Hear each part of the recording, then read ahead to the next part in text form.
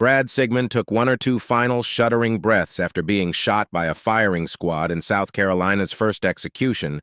By that method, and the first of that type in 15 years in the U.S., 3 unseen volunteers with rifles, all loaded with live bullets, aimed at a white target with a red bullseye that was placed over the death row inmate's chest on Friday evening.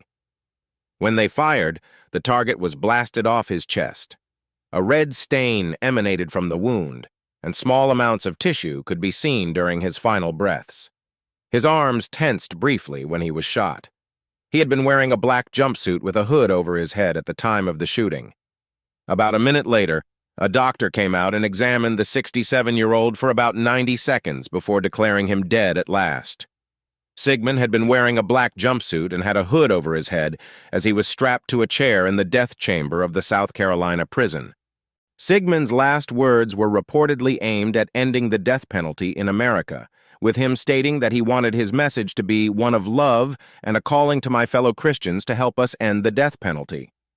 Among the witnesses to the shooting were 3 members of the victim's family, but not his mother, who suffers from dementia and didn't know he was to be executed, his attorney, and a spiritual advisor. There was also a representative from the prosecuting solicitor's office, a sheriff's investigator, and 3 members of the news media. The volunteers who carried out the execution all fired simultaneously through an opening in the wall, and they were not visible to the witnesses in the room, who were all separated from the chamber by bullet-resistant glass.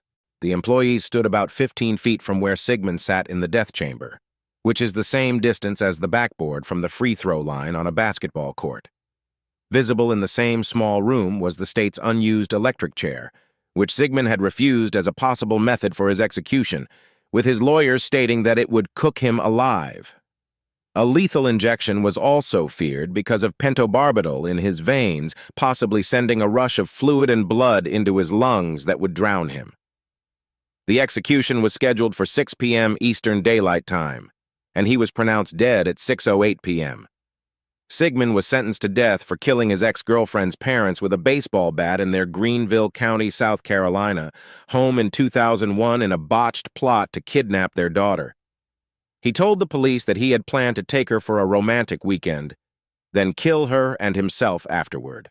South Carolina Republican Governor Henry McMaster allowed the execution to take place on Friday night, denying Sigmund clemency. Minutes later, he was dead.